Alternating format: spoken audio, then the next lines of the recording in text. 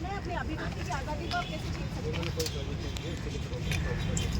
Sir मुझे एक बात बताइए कि जब इनके यहाँ पर बुलडोजर चला था इसकी परमिशन ली गई थी, मतलब सरकार अगर मेरी बात सुनिए, प्रशासन में जाने के बाद में प्रशासन क्या बिल्कुल हिटलर के जैसे काम करेगा क्या, मुझे बताएं आप।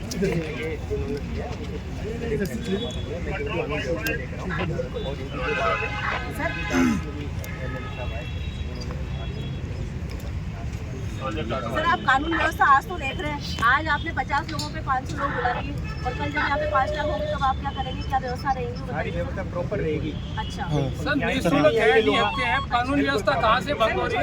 एक बात और बताएं, एक बात और बताएं सर कि जिस तरह से यहाँ पर शासन चल रहा है, जिस तरह की चीजें हो रही हैं, उस आधार को देखते हुए हमको अभी आपसे गोपाल जी से आपकी बात हुई थी, गोपाल शर्मा जी विधायक यहाँ पर आए थे, समर्थन देके गए।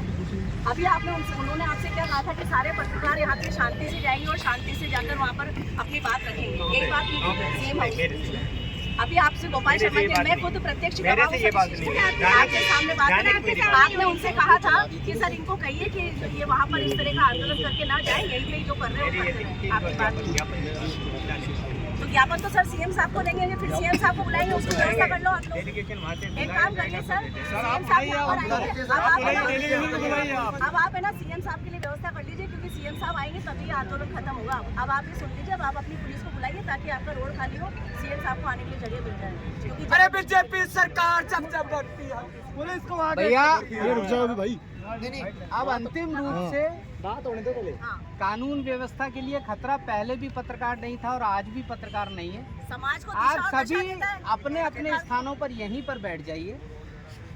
अगर प्रशासन चाहे तो गिरफ्तार करे और नहीं है तो रास्ते खाली करे, हम आगे की तरफ अग्रसर हैं। ये आंदोलन हमारा संवैधानिक अधिकार है और इस संवैधानिक अधिकार का उपयोग बिना कानून व्यवस्था पर कोई खतरा बने हम करना चाहते हैं।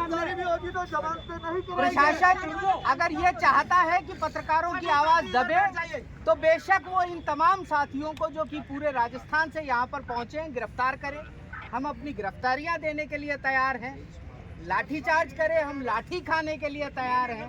जब आजीविका पर बुलडोजर को सहन कर सकते हैं तो लाठी भी सहन कर सकते हैं, और अगर चाहे तो गिरफ्तार करें। हम यहाँ पर बैठे हैं और बहुत शांतिपूर्ण तरीके से 19 दिनों तक हमने सरकार का इंतज़ार किया था। यहाँ बैठ कर के भी अगर 19 दिनों तक और इंतज़ार करना पड़ा तो हम तैयार हैं उसके लिए। और अगर लगता है कि जेल की रोटी खाएंगे तो खाने के लिए हम तैयार बैठे हैं। सभी साथी बैठ जाए, शांतिपूर्ण तरीके से बैठ जाएंगे। पुलिस अपनी जगह खड़ी है, ये चाहे तो हमको गिरफ्तार करें जैसा इनको उचित लगे।